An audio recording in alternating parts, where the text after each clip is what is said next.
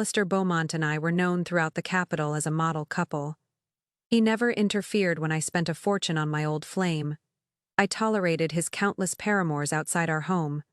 But in the 7th year of our marriage, the illegitimate son he was secretly raising rode a horse that trampled and broke my own son's leg. He is just a child. He doesn't know any better. Why are you, an adult, making such a fuss? Don't embarrass me.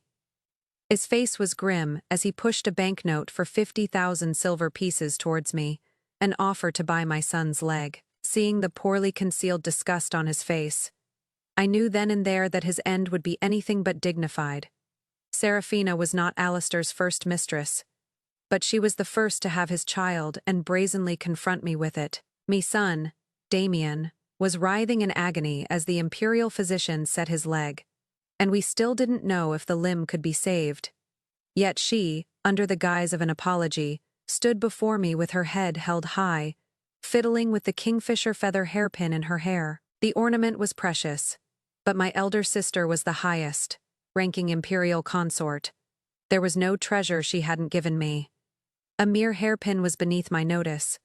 What she was truly flaunting was the jade bracelet on her pale wrist, a perfect match to the one I wore. It was a Beaumont family heirloom. When I gave birth to Damien, Alistair's mother had taken one from the bottom of a chest and placed it on my wrist. She had said there were 2 identical bracelets, and when I gave them another son, both would be mine. At that time, Alistair's younger sister had just entered the palace and relied on my sister's protection. The entire Beaumont family had been nothing but attentive to me. Fearing that Lady Beaumont would not be secure in the palace, the family had publicly promised that Alistair's household would have no other woman but me. Unfortunately, a promise is only true in the moment it is made. While Alistair's household remained mine alone, the women outside sprouted like mushrooms after a rain, one after another. And the other son his mother had spoken of was born to his mistress Seraphina a year later, secretly raised for 5 years, and had just been brought back to the capital. And an hour ago on the polo field, he had maliciously swung his mallet straight for my Damien's head. Toe dodged the blow. Damien fell from his horse, only to have the boy deliberately ride over his leg, shattering the bone on the spot in a mess of blood and flesh. Now, my child lay in the inner chamber, his heart, wrenching screams, echoing as the physician worked on his leg. For a mother, it was a pain that felt like my own bones were being scraped. Yet Seraphina was here, parading her victory, using Alistair's favoritism to drive daggers into my heart. If he was crippled on the polo field, he can only blame his own poor skills. How can you take it out on my son? Everyone in the capital knows you, Lady Genevieve, are obsessed with money. You are just looking for some compensation. Name your price. The boy's father has always been generous with us, and he spoils the child rotten. He'll see it as paying for a lesson for his son. He won't mind the expense. She prattled on, showing off her lavish life in a 3-courtyard mansion, the boy's extravagant journey back to the capital, the husband's late-night companionship and meticulous care. She boasted for a full half-whore, that kind of attention and detail. Alistair had indeed never given my son or me. She had what we did not, and so she felt she had triumphed completely over the official wife. And during that half, my child fainted from the pain and was revived countless times, but the physician forbade me from seeing him. Outside, a blizzard raged. My hands were cold, and my palms were filled with hatred. But I was still waiting to make their son pay in blood for what he had done. Seeing me remain pale and silent, clutching my teacup and ignoring her blatant challenge, she grew bolder. We are both mothers. Why can't you be more magnanimous, my lady? It was just a child's unintentional mistake. You should be accumulating good fortune for your son, not viciously taking it out on mine. Your child's leg is already injured. If you continue to do evil and incur the wrath of the heavens, who knows, he might truly be crippled for life. I shot a sharp glance at her. She flinched and quickly covered her mouth with a handkerchief. Oh, my husband spoils me so. I've grown used to speaking my mind. You must be more understanding, my lady. But the truth is, if, my lady. The head maid ran in, a bloody gash on her forehead, cutting off Serafina's tirade. She whispered in my ear, her voice strained. The marquis insists on finishing his chess game with the grand tutor. He still refuses to return. From the moment Damien fell from his horse until now, a full 2.5 hours had passed. I had sent for Alistair 3 times, but he remained at the grand tutor's residence, playing chess and admiring poetry, refusing to come home. When pressed, he had vented his anger on the maid, seeing the wound on her forehead from a thrown teacup. I understood Alistair's attitude perfectly. If not for a debt of gratitude the imperial physician owed my sister, which my maid Bridget had shamelessly used to summon him from his own mother's birthday feast, Damien's leg would likely have been ruined. Even if he no longer wished to maintain the facade of a marriage, Damien was still a Beaumont, still his son. How could he watch him be maimed? Such a cold-hearted father was a rare sight indeed. Go, and have the physician look at the wound on your face. The moment the maid left, Serafina eagerly spoke up. You know how it is. As parents, we must always plan for our children. The tutor has a fondness for a rare tea, and to please him, my husband personally traveled to retrieve a mere ounce of it. So that was it. 10 months ago, when Alistair had rushed south on urgent business, enduring a perilous 3-month journey, it had been to pave the way for his illegitimate son. But when my Damien was starting his studies, and I had prepared lavish gifts, only asking him to visit the grand tutor to secure a position as a royal study companion for our son, he had shot me a look of disdain. A great master produces a great student, but the student must have some talent to begin with. Damien is mediocre. On what grounds am I to go and beg? Only today did I understand. It wasn't that he was unwilling to beg. It was that my Damien was not worthy. It wasn't that he was incapable of love. It was just my Damien who was hurt, so he felt no pain. Even his mother had only rushed over for a brief glance. When Damien was first brought back, seeing the physician had arrived, she had hurried off to her pavilion to enjoy tea and admire the snow plums with her noble guests. To this day, she hadn't sent a single person to inquire. They must have thought that with my sister in the cold palace, my use as a crude climbing ladder was over. There was no need to continue the charade with me. This fickle, heartless Beaumont family was utterly tiresome. Please, you must send my son back from the Dowager Marchioness's courtyard. In this snowstorm, if he catches a chill, I shot her a cold look. The dagger at my maid Rose's waist was drawn. Serafina's triumphant expression froze, and her mouth finally snapped shut. The capital was a place of decorum and rules. Rose, whom I had brought back from the battlefields, had not drawn her blade in a long time. But today, we had had enough. For Serafina and the treacherous Beaumont family, there was no longer any need for rules. An hour later, the sweat-drenched physician finally emerged. Fortunately, it was a young horse, and he was treated promptly. Though he has suffered greatly, the leg is saved. However, his ability to ride and shoot in the future may be affected. Though there was regret. His leg was saved. The heart that had been suspended in my chest finally settled.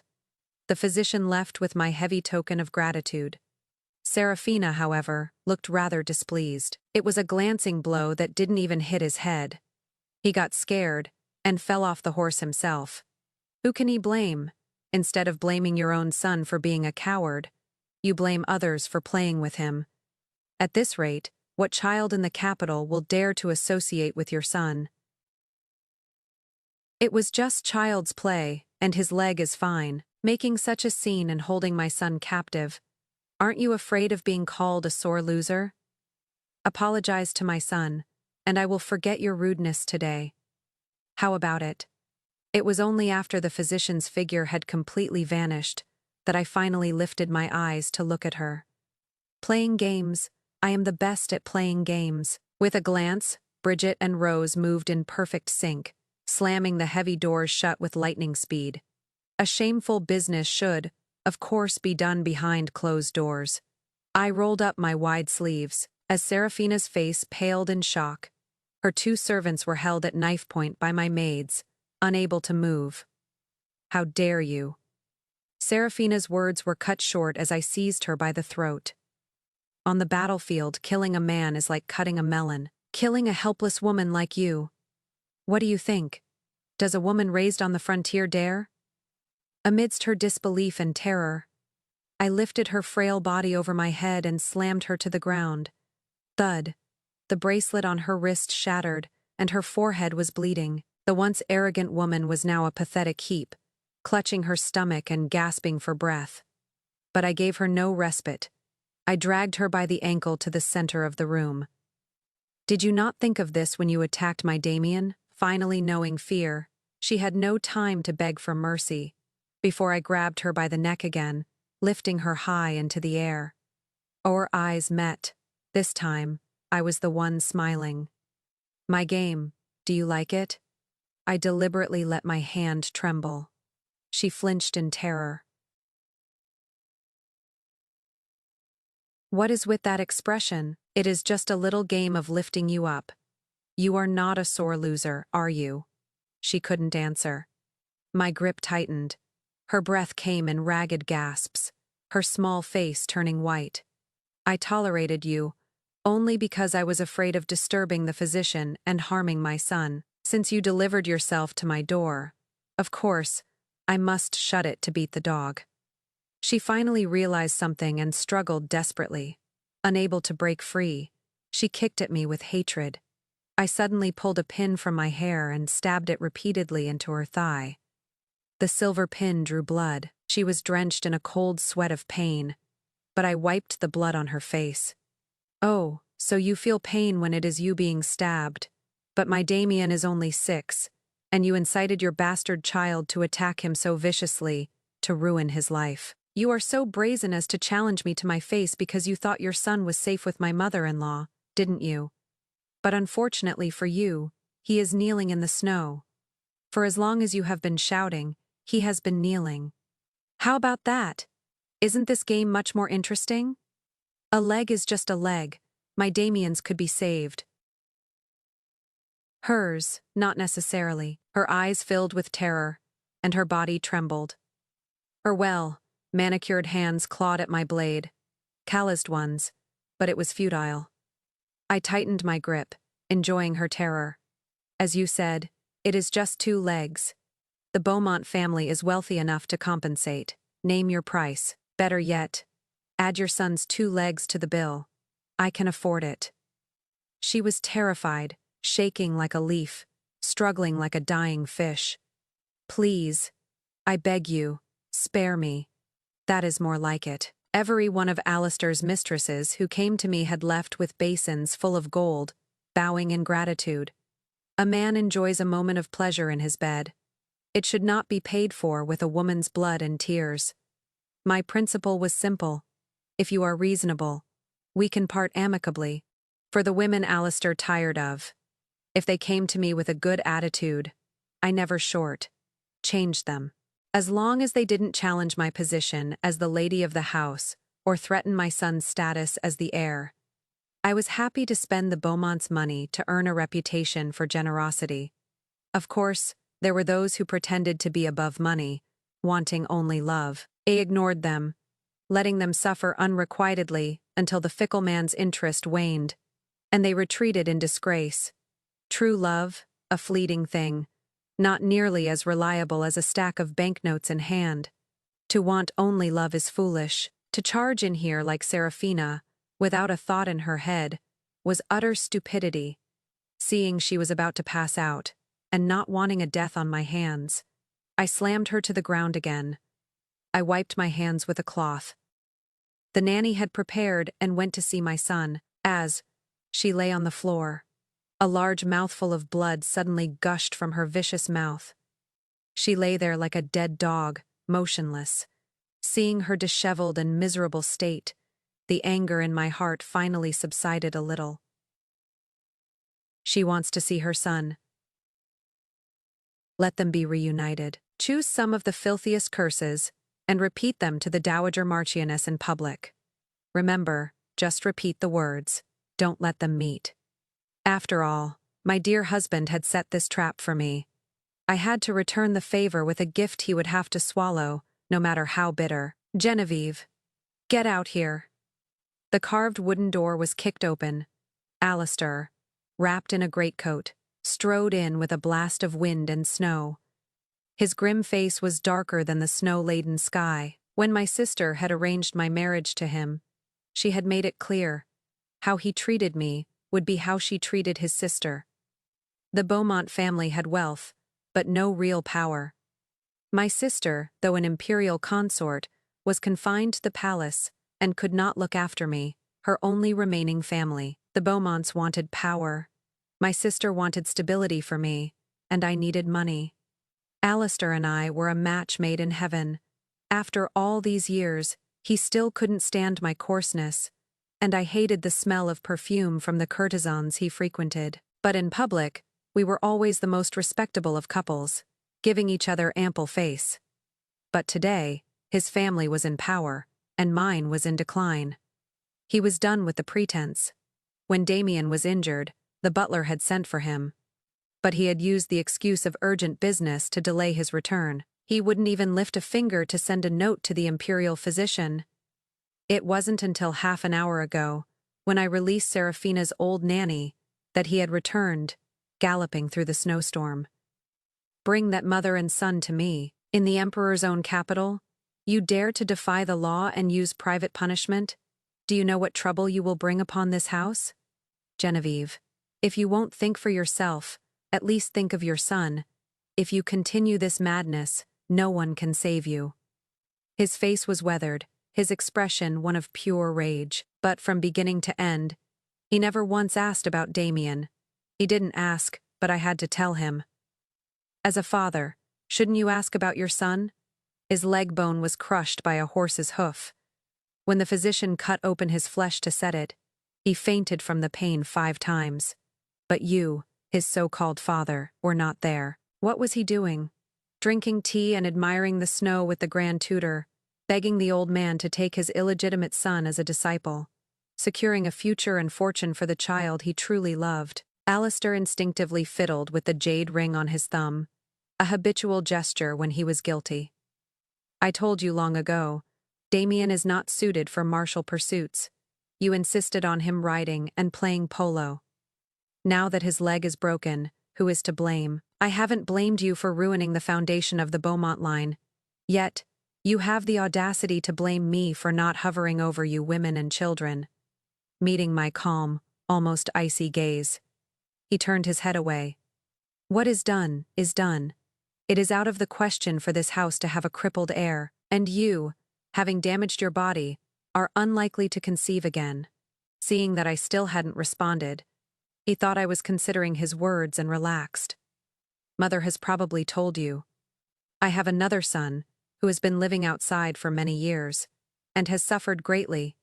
It would be best to bring him back and raise him as the future heir.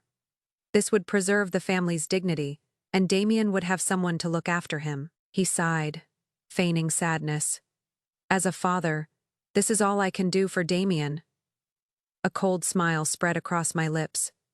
Has it never occurred to you, my lord, to seek justice for Damien? No one plays polo by aiming for someone's head. It was pure jealousy, because my son is more talented than he could ever hope to be. When a son suffers such an injustice, how can a father sit by and do nothing? Not only should you seek justice, but you must. I stared at him fiercely. Demand blood for blood. Alistair was taken aback, then grew annoyed and shrank back in his chair. It was an accident between children. For me, an adult, to get involved. How would that look? Besides, how am I to seek justice for an accident? Break the other boy's leg in return. At worst, they won't play together anymore. Damien has no talent for riding anyway. This is a good opportunity for him to focus on his studies. The White Deer Academy is accepting students from noble families. When he is better, we will send him there. His illegitimate son was to be taken in as the Grand Tutor's personal disciple. Me son was only fit to wallow with wastrels at the White Deer Academy. When had my son and I become mere stepping stones and foils for others? I had only reined in my sharpness to be a respectable lady. How did they come to think I had lost my mind as well? I placed Seraphina's kingfisher feather hairpin beside Alistair's hand.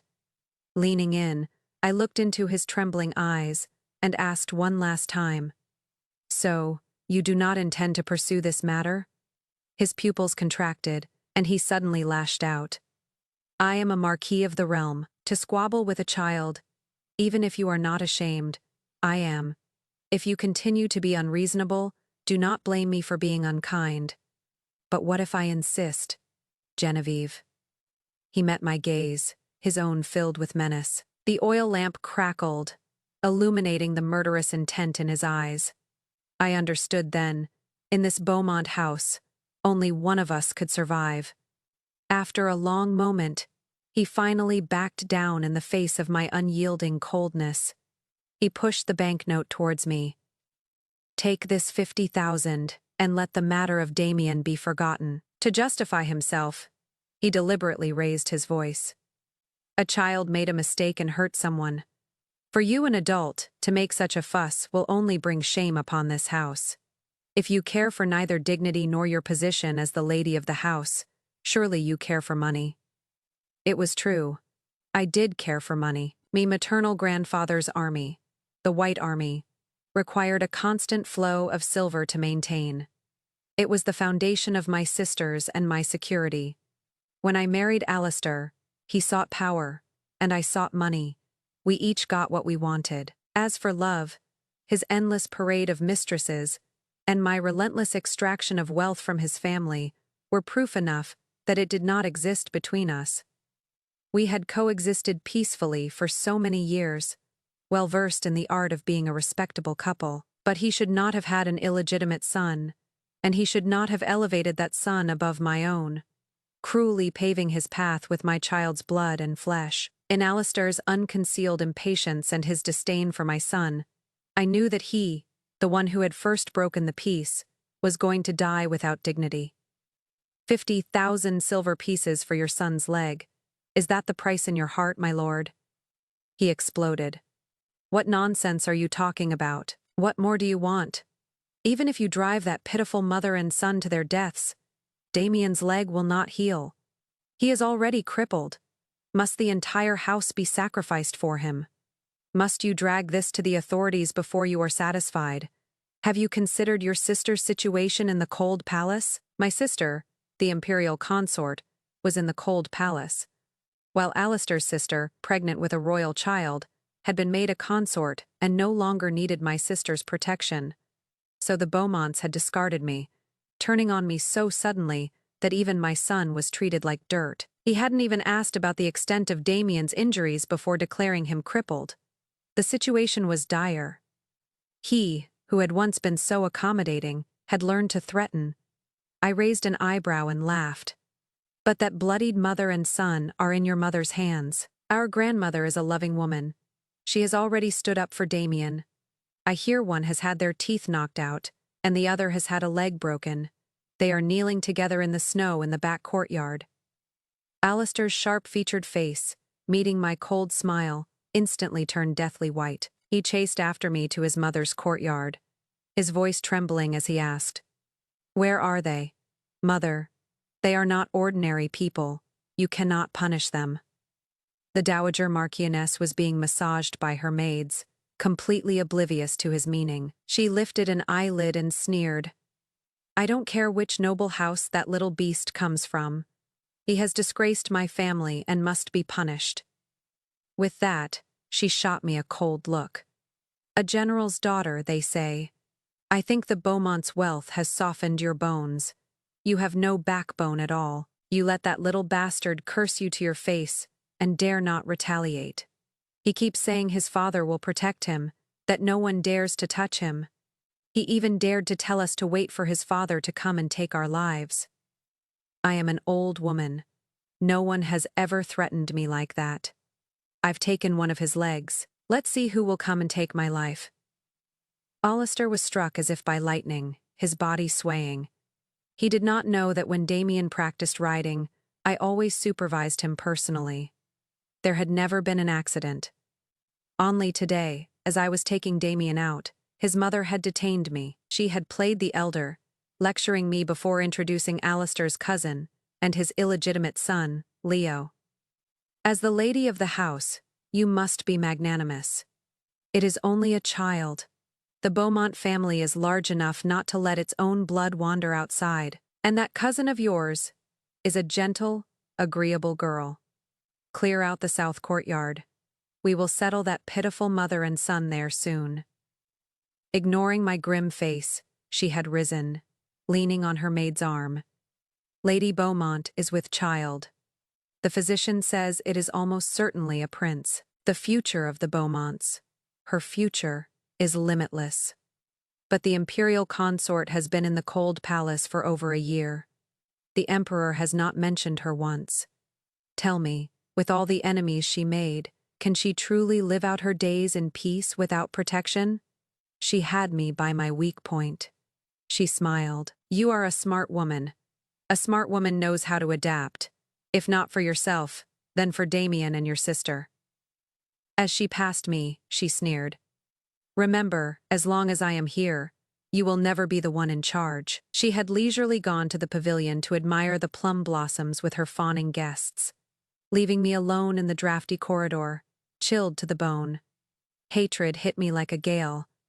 But before I could act against her, the terrible news of Damien's injury arrived. When Damien was brought back, covered in blood, my maid Bridget also brought back the illegitimate son.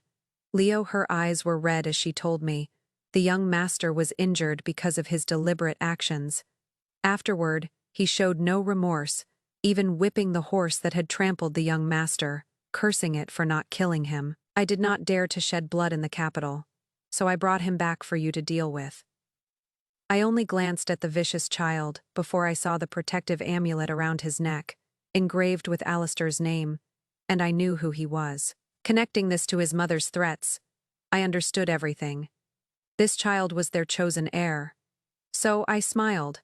Had the boy held outside the pavilion and told Bridget, "You did well. Why dirty my own hands?" When a bit of family strife is so much more interesting, I deliberately walked past the Dowager Marchioness with the little wolf cub in tow. While waiting for her to return, the boy, like a wolf cub, stared at me coldly. Bitch, if you don't let me go, my father will kill you when he comes. He'll send you and your bastard son to the underworld to be reunited. Bridget stabbed him with a hairpin, a sharp, bloodless pain. You deliberately injured our heir, and you dare to be so insolent. Where are your manners? The boy winced in pain but refused to back down. He was unskilled. He deserved it. He is lucky the horse didn't trample him to death. He got lucky this time. Next time, I will make sure he dies a horrible death. You hit me, and my father will take your life too. Just on the other side of a screen, the ladies the Dowager Marchioness had invited for snow. Viewing gasped. I nodded at Bridget. She pinched the boy with a vicious strength, making him kick and curse. After the ladies were sufficiently disgusted, I ordered, "Don't disturb the ladies' tea. Take him to the back courtyard and await the Dowager Marchioness's judgment." In that snowy courtyard, the boy, forced to his knees, was like a rabid dog snarling at me. Do you know why you damaged your body giving birth to Damien? It was my grandmother who tampered with things during your delivery, hoping to kill you both. You should have died in childbirth, leaving the position of Marchioness for my mother. Your bastard didn't die today, but he will die a horrible death sooner or later to make way for me. You bitch, don't be so proud. When my aunt comes for your life, let's see who can save you. So those accidents were all deliberate acts by Alistair and his mother. They had wanted me dead for a long time. They fed me poison, so I would return the favor with a sword. That is only fair, isn't it? Looking at the foolish child who couldn't yet hide his emotions, I smiled. A pity you won't live to see that day. Just then, the Dowager Marchioness, who had finished checking on Damien but showed no concern, returned. The boy's eyes lit up, but before he could call out, Bridget covered his mouth. Then, she dislocated his jaw. A pig-like squeal and muffled roars were all that could be heard. The ladies could not bear to listen any longer and began to repeat the boy's words to the Dowager Marchioness. He is still not satisfied. After cursing the young lady, he is now cursing you. From the sound of it, his language is quite foul. The Beaumont family had only bought their title by donating a fortune during a famine. The baseless Dowager Marchioness valued her face above all else. With her favored daughter, the imperial consort, her arrogance knew no bounds. Rose added fuel to the fire. Who knows which noble family's illegitimate son he is? If we offend someone, I fear the Marquis's house cannot bear the consequences. It is best not to pursue this, my lady. The Dowager Marchioness immediately flew into a rage, slamming the table and shouting, "He injured my grandson, and now he is acting high and mighty in my house. If I tolerate this, people will say my family has no backbone. You ill-mannered creature. If your parents didn't teach you manners, then I will today. Men, hold him down in the snow and beat him severely." However Damien's leg was injured, that is how his leg will be broken. An illegitimate son is nothing compared to the legitimate heir of a marquis. The boy, his mouth covered, was beaten half to death amidst his pained, desperate roars. And at that time his most doting grandmother was just a tree away, drinking tea and listening to music, to the sound of his flesh and blood being torn apart. It was only after he had completely passed out that I allowed his arrogant mother to enter. She thought Leo would be reunited with his grandmother, and paraded her victory before me, but she did not know that the hours she had wasted tangling with me had cost her son his best chance of treatment. That leg was now truly crippled. The Dowager Marchioness grew more pleased, taking a sip of tea and continuing her tirade. Like mother, like son, indeed. That bitch dared to come to my house and curse my Damien to lose his limbs. Of course, I had her teeth knocked out, to establish my family's authority in front of the other noble ladies. The two wretches have been kneeling in the snow for a long time, and no one has come to apologize. They must be some family's dirty little secret. Y'all the better. Even if I beat them to death to avenge my Damien, no one will dare to complain. This house is not what it used to be, with the imperial consort's favor and her pregnancy. Mother. Alistair could not listen anymore. He shouted, his eyes red as he rushed to the back courtyard. That is Leo. The Dowager Marchioness dropped her teacup in shock, her gaze snapping to my face. I raised an eyebrow. Who is Leo? She swayed and stumbled after Alistair. The two figures in the snow, beaten by the Dowager Marchioness's headmaid, were barely recognizable. One's face was swollen like a steamed bun, two front teeth missing, only able to weep silently. The other had had a leg broken by 2 blows, and had long since passed out from either the cold or the pain. Seeing Alistair, Seraphina, who had endured so much, finally burst into tears. My lord, save me, the child's leg. It may be ruined. The Dowager Marchioness, following behind me, finally understood everything when she saw the two faces in the snow. It was as if she had been struck by a club, and her body went limp. She staggered and nearly fell. She only glanced at the boy's blue face and crippled leg before choking on a mouthful of blood and fainting. Alistair ignored his collapsed mother, picked up the unconscious child, and stumbled out of the estate. Look, that is your precious son. In the end, he chose to abandon you. The Dowager Marchioness's eyes were open, her lips trembling, but she could not speak. Her trusted servants had all been sent away by me on various pretexts. Now was the perfect time for mischief. Her eyes filled with terror as she watched me take a pill from a box. You were right. As long as you are in this house, I will be constrained at every turn. But fortunately, you were the ones who were treacherous and harmful first, so for me to seek revenge is not unjust. She reached out the hand that had so often slammed tables at me, trying to grab my sleeve, but I slapped it away. I want the Beaumont's fortune, and I want your lives. With that, I forced her jaw open and shoved the prepared medicine down her throat. Don't worry, you won't die. After all, a vicious old thing like you deserves to suffer before you finally breathe your last. The pill that would render her completely helpless went down, tearing through her insides with an excruciating pain. It was a pain equal to what I had suffered in childbirth. I watched as she vomited blood again and again, finally fainting as her breath grew shallow. Only then did I leave. What was owed to me must be repaid. Serafina and her son must have been severely injured. Alistair did not return for 3 full days, even shamelessly calling upon the 3 best imperial physicians in the capital. My Damien woke up. He did not yet know what had happened in the estate, only that he was morose and withdrawn. Until Rose, squatting on the veranda, tasting his medicine for poison, began to curse. When the young master was injured, he wouldn't come back no matter how many times we sent for him. He couldn't even be bothered to send for a physician. But when that other mother and son are injured, he is heartbroken, staying by their side day and night, without a single thought for his wife and son here. A scumbag and a bitch, they'll die in the same bed one day. She looked up and met Damien's eyes as he opened the window for some air. Before Rose could apologize, Damien, fighting back tears, apologized to me. Mother, I have failed you. I knew about that mother and son. I watched quietly as he lowered his head, large tears falling onto his injured leg and into my heart. Damien is not so weak as to fall from a horse.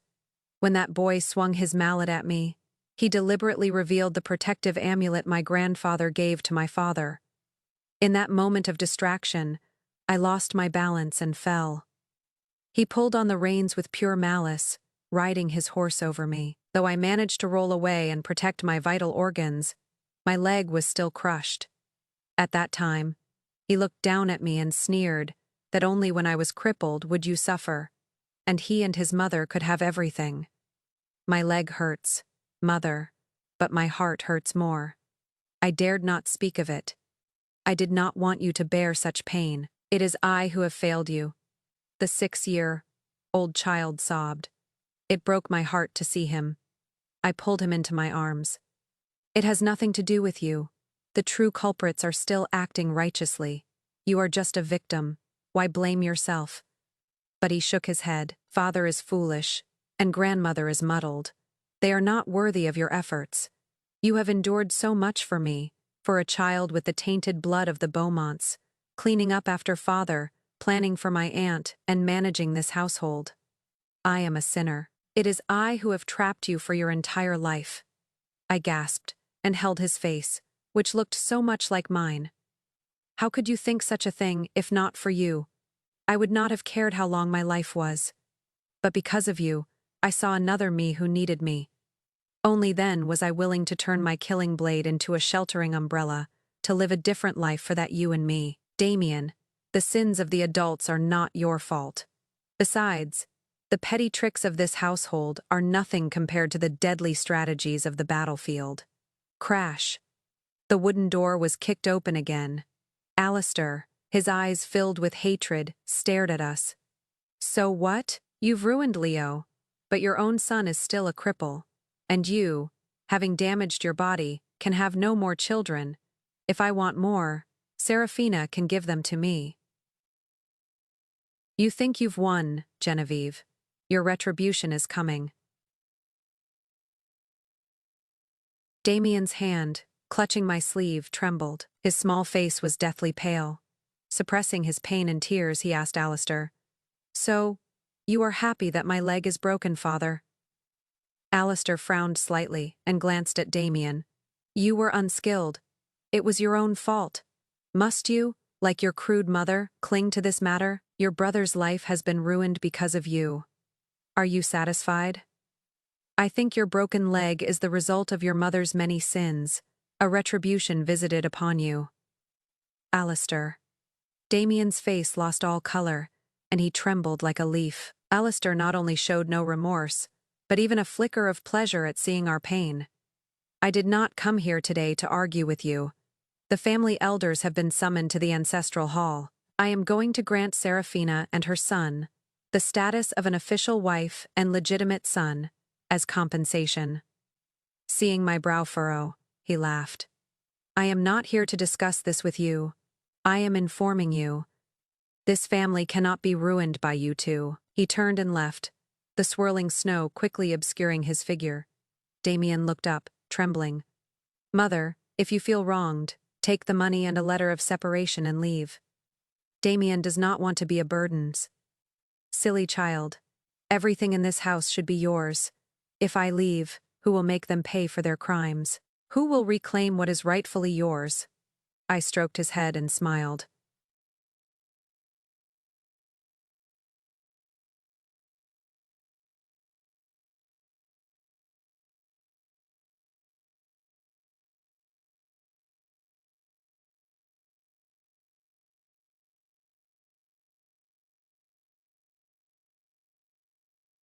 At Alistair's request, they had laid out the family register and were now pressuring me. How can the Beaumont bloodline be allowed to wander outside? As the lady of the house, you should be tolerant.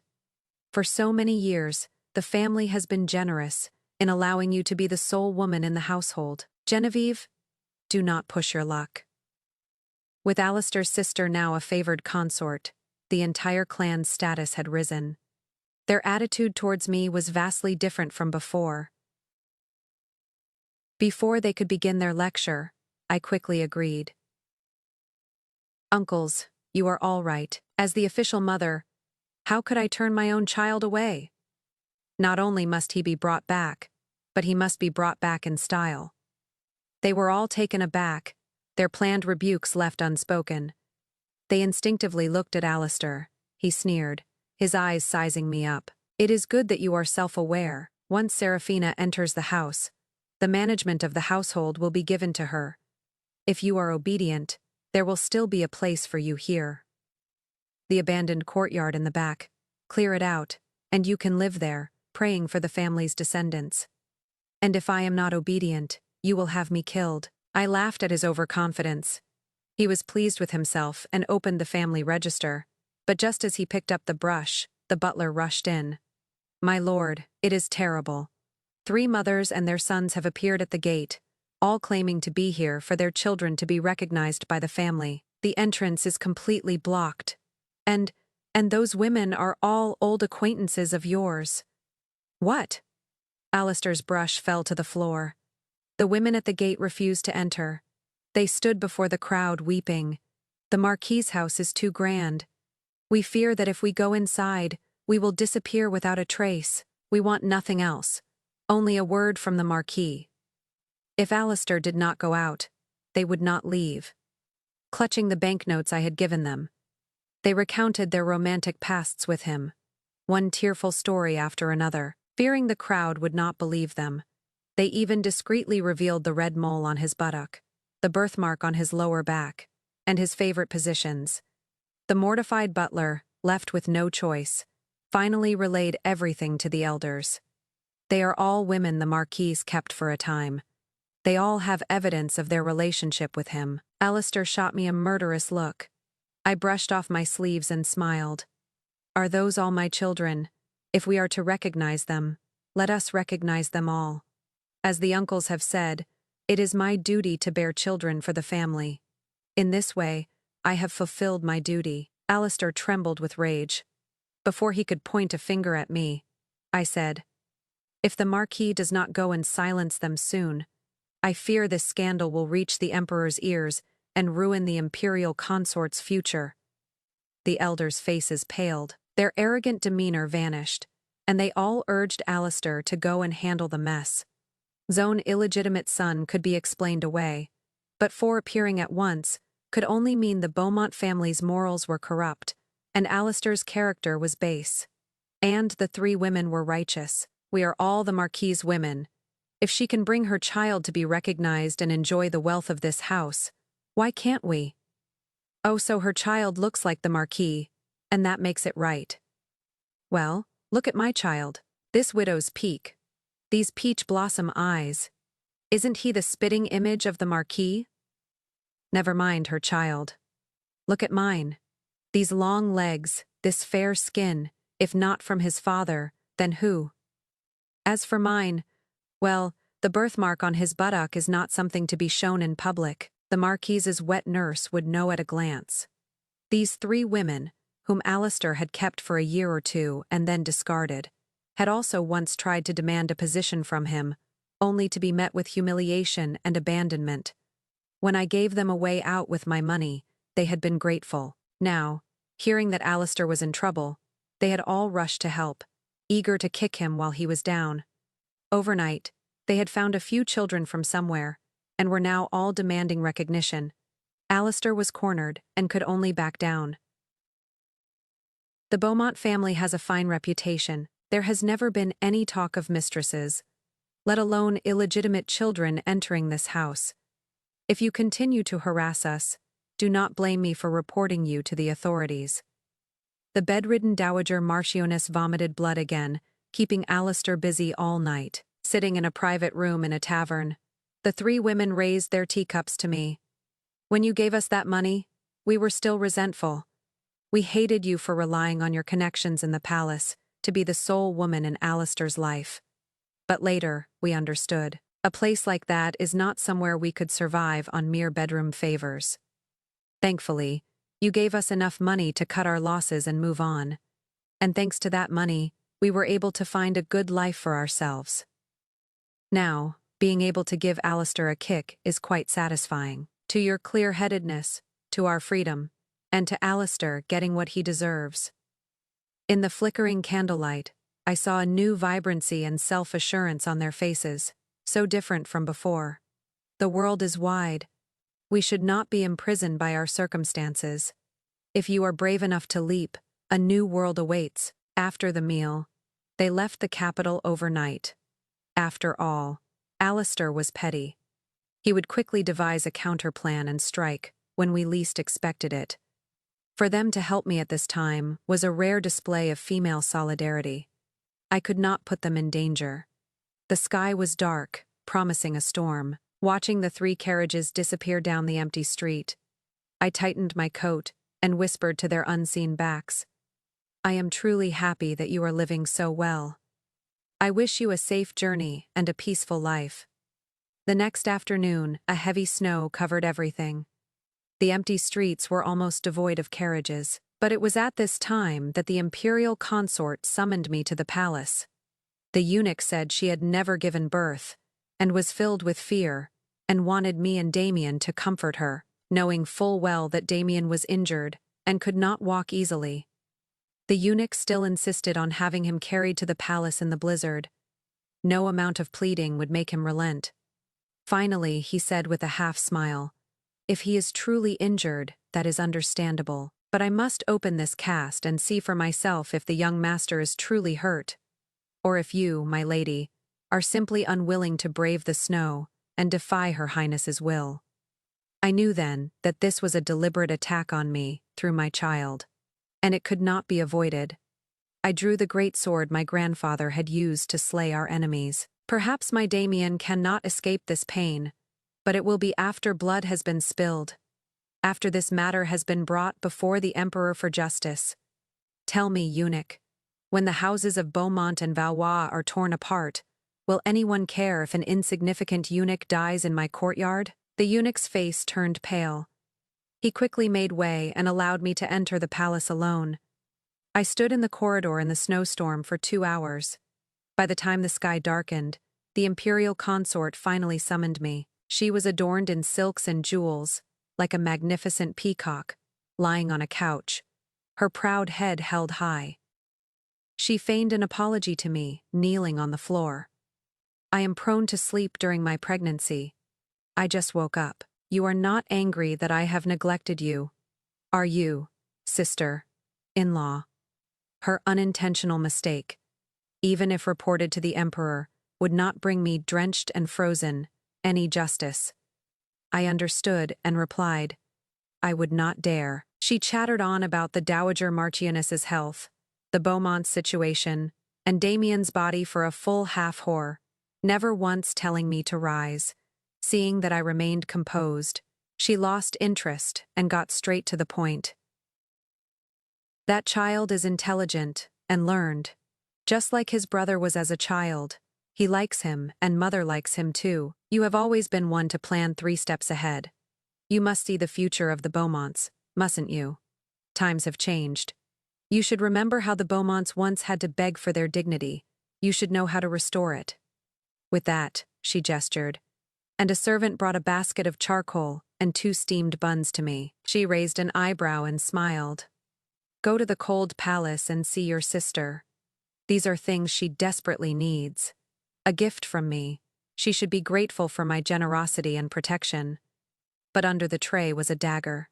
She was telling me that she could give my sister peace, and she could also take her life. The Beaumonts, one after another, were all using my sister to threaten me. Did they really think my sister, who had fought her way through the harem, was a pushover? I smiled coldly, kowtowed in thanks, and bid a final farewell to the dying imperial consort. Then, I took the basket and entered the cold palace. Me sister was dressed in coarse cotton, her long hair unbound, kneeling before a statue of Buddha, chanting. The world outside was frozen, and the room was so cold that breath turned to frost, but her back was ramrod straight. Hearing my footsteps, she paused. "You've come."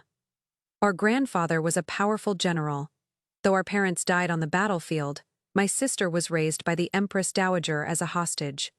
She and the emperor, then a prince, were childhood sweethearts. She had even begged our grandfather to help him ascend the throne. But once he had power, he gave the position of empress to the prime minister's daughter, compensating my sister with extravagant favor. But that favor had ended abruptly last year, when the empress suddenly fell ill and died. After a night of argument, my sister had smashed her own palace and requested to be moved to the cold palace, where she had remained for a year. She knelt before Buddha every day, atoning for her sins, atoning for becoming the emperor's blade, and slaughtering the empress's entire family. When I saw her a year ago, she had hissed at me, her teeth clenched in defiance. My child drowned in the palace lake. I wanted to investigate, but he held me back, telling me the prime minister was too powerful, and he was too weak to challenge him. He told me to endure. I endured, and I did not. I fought the empress to the death, destroying her family, and taking her life with bowl after bowl of poison. But before she died, she begged to see me. My drowned child had nothing to do with her. It was his quiet cousin in the other palace who was the culprit. It was he who deliberately diverted the blame, making the empress and I destroy each other, so he could be with his cousin. My son died with his eyes open, and the empress's entire clan was annihilated by his power. But the new imperial consort has stepped over our blood to bear him children. The night I learned the truth, I drowned her in the same lake to avenge my son. When he pointed his sword at me, I knew he was the one I should have killed. If I do not enter the cold palace, how will he let down his guard? Genevieve, while I am here, contact our grandfather's White Army. The day I break out of this palace will be the day he dies. This year, I had succeeded. I placed the White Army's command tally in her hand and took her thin, cold one. "Sister, it is time to fight our way out." She lifted her eyes, revealing the icy hatred in her narrow gaze. "The Grand Princess is 13. I have secretly trained her for years. Her ability is no less than her father's. Her courage like our grandfather's. How is she not better than a man? So what if he killed my son? This empire will still fall into the hands of our family. He has chosen his own path to destruction. He cannot blame me for making his life a living hell." Holding a flimsy umbrella, I carved a determined path through the 3 foot. They thought I had been sufficiently chastised, that I would obediently bring Leo back to the Beaumont house. Alistair was even more shameless, intending to hide Damien away while I was in the palace, to deal me a final blow. But unfortunately for him, he was a step too slow. Alistair and I met at the gate of the estate. He raised a hand and slapped me across the face. "Genevieve, what a venomous plot. Leo will never be able to be recognized by his ancestors now." I said with interest, "Is that so? Then I suppose I should congratulate myself." It turned out that the 3-courtyard mansion had caught fire on that snowy night. Coincidentally, the gate was locked tight, and there was no escape. Serafina and her son beat on the door until the sound was deafening. The neighboring nobles, fearing for their own safety, rushed to help. But when the gate was broken down, the first to rush out was a disheveled man. Before anyone could ask, he had scurried away into the snowstorm and vanished. Then came the frail mother and son. One had a burned arm, the other a crippled leg. When the alerted Alistair rushed over and held the child in his arms, everyone saw the boy's face. He bore a striking resemblance to the man who had just fled. The marquis had been made a cuckold of epic proportions and had been happily raising another man's child. The expressions on the onlookers' faces were priceless. Alistair looked as if he had been slapped in public. Amidst his shame and fury, and Serafina's hysterical denials, he only looked more foolish. Finally, under the pitying gazes of everyone present, he came to his senses. Whether he believed it or not was unimportant. Whether the child was his or not was also unimportant. What was important was that the child was now tainted. His parentage would be questioned for the rest of his life, and Alistair and the Beaumont family would become a laughingstock. That tainted child could never enter the Beaumont house. While I was in the palace, Rose and Bridget had followed my instructions. One had protected Damien, and the other had gone to the city's west side. No lives were lost, so the authorities went through the motions and left. Only Alistair, his hopes completely dashed, had become a joke. I looked at his pain, and with a smile, spat out a mouthful of blood. I looked up at him and slapped him back. Is this not the retribution you brought upon yourself? And this is only the beginning. Can you not bear it? You wanted my life. As he stared at me, his eyes wide with disbelief, the butler shouted, "It is terrible, the Dowager Marchioness. She has vomited blood and died." What? Though she had suffered a stroke and was paralyzed, the Dowager Marchioness had been clinging to life. But with the sudden disaster, and with Rose standing in the corridor with a bowl of medicine, vividly describing the entire scene, the Dowager Marchioness had been overcome with rage and had vomited blood for half an hour. She had died before the physician could be summoned. Alistair stared at me viciously, his hands clenched. This was you. You want to destroy my family, to make me wish for death. You are heartless. I will make sure you die a horrible death. He had lost it, no longer even bothering to pretend. But to kill me, what did he have to rely on? His sister in the palace. But on that day, 2 fires had broken out in the capital. The mansion on the west side, and my sister's cold palace. The fainted imperial consort had woken up, thrown herself into the emperor's arms with tears in her eyes, calling him by his childhood name, and had reclaimed everything that was hers. The gates of her palace were thrown open. The once favored consort had returned. As for Alistair's sister, upon hearing the terrible news from her family, she had panicked and fallen down the stairs, immediately going into labor. The baby was too large, and she was too frail. The delivery was difficult. The 8-month-old prince was stillborn, and she had bled to death half an hour later. How much of it was fate, and how much was my sister's doing? I no longer wished to calculate. When the news reached the Beaumont house, Alistair was forcing Damien to kneel before his mother's coffin as a sign of filial piety. His other son was ruined, so he wanted to ruin my son's reputation to get back at me. Why do you think I endured the disgust of marrying you? Now that you have destroyed everything, if I write a letter of divorce and throw you out, do you think you have a place to live in this vast capital? He looked at me with a cold, triumphant smile. It is just an excuse to divorce you. If you survive today, there is tomorrow, and the day after. We will settle our accounts, one by one. Men were already hidden outside the estate, waiting to take my life. Once I stepped out of the gate, Damien and I would be dead. The Beaumonts knew, but for the sake of their lost face and dignity, they were eager to be rid of us. But unfortunately for them, before the letter of divorce was even written, their last pillar of support was gone. Not only that, but the imperial consort, pitying Damien's injured leg, had deliberately requested many precious medicines from the emperor as a gift. Overnight, the tables had turned. It was like a slap in the face to every member of the Beaumont family. Seeing their shocked expressions, I smiled faintly. Must my Damien still observe this mourning? Everyone gasped and quickly lowered their stance. Of course, the heir's health is the most important. I still have some bone, strengthening medicine in my courtyard. I will send it over to Damien's courtyard later. We are enough for the wake. You should go back and look after the heir. You see, it was not I who trampled on their dignity. It was they who had no backbone in the face of power and wealth. Amidst Alistair's ashen-faced despair, I asked, "My lord, this letter of divorce." Alistair's jaw was tight, his fists clenched, but under the pressure of the entire family, he had no choice but to bow his head.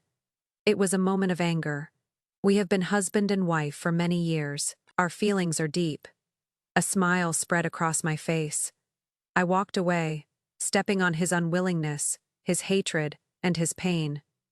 3 months after the Dowager Marchioness's burial, an envoy from a neighboring country arrived in the capital. To form an alliance, they requested to marry a princess. The eldest princess, my sister's daughter, was 13. The emperor had 1,000 ways to resolve this, but he chose the most disgusting one, to offer the position of imperial noble consort in exchange for the princess's hand in marriage after she came of age. My sister agreed, her heart filled with hatred. But she requested that the emperor send Alistair south to collect some precious items to accompany the princess's dowry. The emperor naturally agreed. In these 3 months, Alistair had tried everything but had failed to kill us, and had even been greatly weakened. Finally able to leave the capital, he thought it was his chance, but it was a chance I had requested. On the day Alistair left the city, I had Damien see him off. Go and see him. You must remember what a scumbag looks like. Alistair's gaze on us was light and airy. With a fake smile, he said, "Wait for father to return. I will bring back a gift for your studies." What kind of gift, to find us dead in the poisoned well, or at the hands of the guards he had bribed? He treated his other son and his mother quite differently. He had given them tens of thousands in banknotes behind our backs. Unfortunately for him, the moment he left, I had my people rob them clean. Even his men in the estate were all eliminated. One sows and another reaps. I also sent Damien to become the Grand Tutor's personal disciple. The Grand Tutor, thinking Alistair's past flattery was for Damien's sake, naturally accepted him with pleasure. Half a year later, there was a flood in the south. Alistair's ship capsized. Everyone on board survived. Except for him, he was missing. I did it. Serafina rushed to me again, crying and begging me to find him. I held my teacup, watching her kowtow, until her forehead bled, her face streaked with tears and blood. Only then did I give a signal. A servant brought out a few pieces of bone. "Do you truly love him to the bone? Then look. Do you recognize these?" Serafina collapsed to the floor, looking at me as if I were a ghost. I smiled. Why would I look for him? I was the one who made sure he wouldn't return. In the emperor's capital, killing a marquis is too risky. My sister's status is too noble to be sullied. So Alistair had to leave the capital. He called my Damien a cripple, didn't he? So, I had his 4 limbs cut off, his tongue cut out, and left him to beg in the south. He wanted to use my blood and flesh to climb, to take our lives, didn't he? So, I had all his relatives killed, and left him to live out his days as a cripple. You love him? You miss him? Here is his address. Go and find him. I have always been a little soft on women. Serafina was, at her core, like me. She would always love herself the most. When she knew the great tree of Alistair could no longer shelter her, she quickly found a new target and became another's mistress. But her crippled child, amidst countless scornful looks, was completely ruined. The Dowager Marchioness had called him a genius. Alistair had said he had the talent to rule the world. Even the imperial consort had praised him. But what was the result? He rotted in the mud, not even fit to carry my Damien's shoes. 2 years later, at the Grand Princess's coming of age ceremony, the emperor suddenly vomited blood and collapsed. The imperial noble consort took charge of the harem, arranging for a line of consorts to care for him. But his condition did not improve, until my sister appeared at his bedside with an edict declaring the Grand Princess as the crown princess. Only then did the emperor realize it had all been her plan, but it was too late. In these 2 years, using the Beaumont's trade routes, I had gathered the White Army. With real gold and silver, I had bought them the best weapons and armor. They could now fight 1 against 3. The White Army's 100,000 soldiers are at the city gates. Whether your majesty agrees or not, my daughter will take that throne. The only question is whether the children in this palace will have their blood shed, or if they will be allowed to live and be sent to their fiefs. The emperor did not believe she could do it, until the imperial noble consort's son and daughter were strangled to death at his bedside. Only then did the emperor, in his grief and despair, relent. The emperor was gravely ill, and the crown princess became regent. My sister sat on the high throne and smiled at me. After the crown princess has stabilized the situation, we will clean up all the unnecessary filth. But before that, the blood debt of the former empress's family must be repaid, cut by cut, on the blade of her younger sister. 3 years later, my Damien was of marriageable age. He rode through the streets, dashing and free. A thin, stable hand, passing him, stared at his back until a whip cracked, and he limped forward, urging the horses on. Who would have thought that this crippled stable slave was the half-brother of the most dashing young marquis in the capital? People only knew that the stable hand's mother was a shameless woman who had been beaten at the door by the official wife, stripped naked, and hung at the main gate for a full half day before being thrown out without even a scrap of cloth. Her reputation was ruined. No one would have her. As her beauty faded, her life became more difficult. She vented all her hatred on her only son, even selling him to a slaver to raise money to return to her hometown. But unfortunately, the person with the money was robbed just outside the capital. Not only was the money stolen, but after being humiliated, she was kicked into the cold river and drowned. Leo fared no better. A frail cripple. His only skill was taming horses. After many twists and turns, he became the stable hand for a violent princess. Beatings were a daily occurrence, and public humiliation was common. Seeing Damien's free and easy figure today was like a sharp whip to his heart. He vented his frustration by whipping the horses mercilessly. When he encountered a crippled beggar with no limbs blocking the road, his rage boiled over, and he drove the carriage straight into him. Seeing the cripple fall, vomiting blood, he did not even stop, just galloped away. Looking at the cripple, his eyes wide, vomiting blood, I leaned down, searching for any trace of Alistair. But there was none. No wonder his son Leo, who had waited in the capital for his return, did not recognize him. I smiled. After crawling for so many years, all the way back to the capital, it was to rush to a death with your eyes open. Alistair, this is your retribution. We were a respectable couple, after all, so I have come, respectably, to watch you die with your eyes open. Alistair coughed up a final mouthful of blood and died under the wheels of his beloved son's carriage, his eyes wide open. I rose and left. Damien was waiting for me in a tea house, with my favorite pastries prepared. He poured me a cup of tea. Isn't it a coincidence? A carriage overturned outside the city, and the stable slave's one good leg was broken. I fear there is no place for him in the capital now. Perhaps he should be sent south as well, to crawl thousands of miles to his destiny, to repay the pain of my broken bone. Do you think it is a fair trade, mother? So young, yet he had learned my methods so well. The spring breeze gently blew. I chuckled and replied, the affairs of the young are best decided by the young. The pear blossoms by the roadside bloomed in profusion, one cluster after another. It was another beautiful spring in the capital.